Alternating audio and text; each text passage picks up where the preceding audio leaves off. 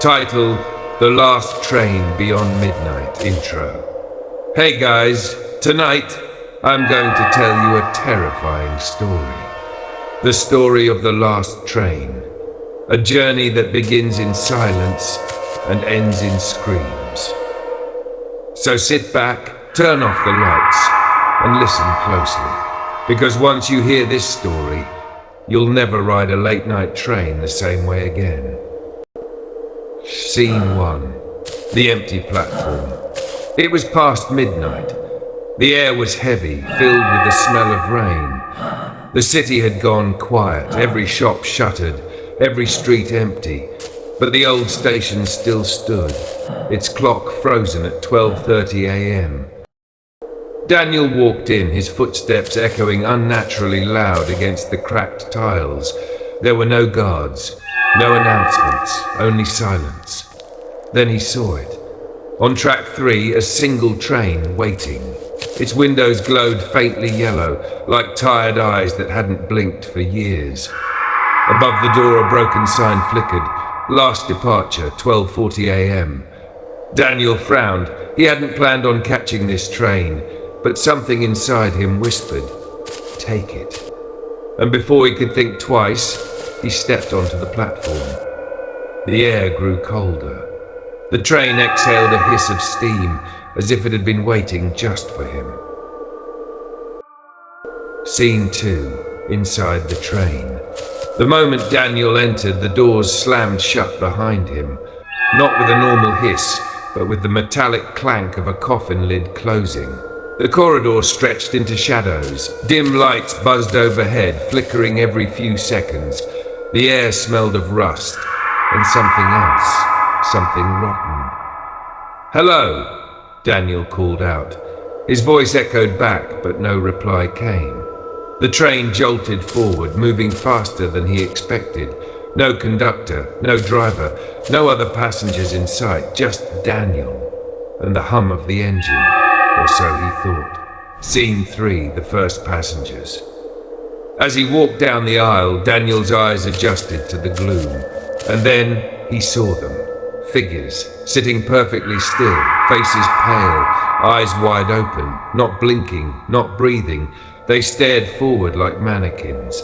Daniel swallowed hard. "Are you all right?" he whispered, slowly, painfully slowly.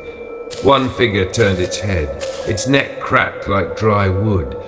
Its mouth stretched too wide, too thin, and in a broken whisper it said, "You shouldn't be here."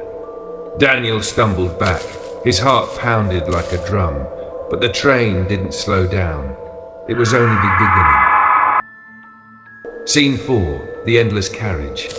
He tried moving to the next carriage, but every time he opened a door, he found himself in the same place, the same aisle, the same unmoving passengers staring at him.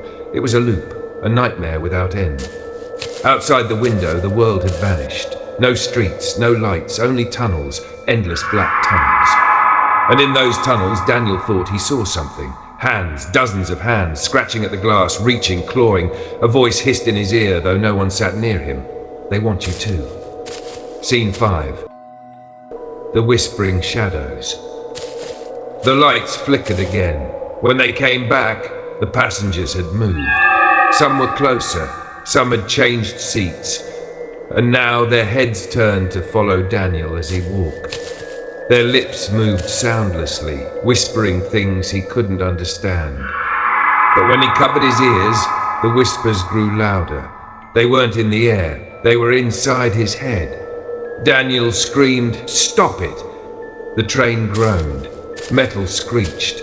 The walls seemed to close in. Scene 6, the mirror cabin. Finally, Daniel reached what looked like the driver's cabin. Hands shaking, he forced the door open.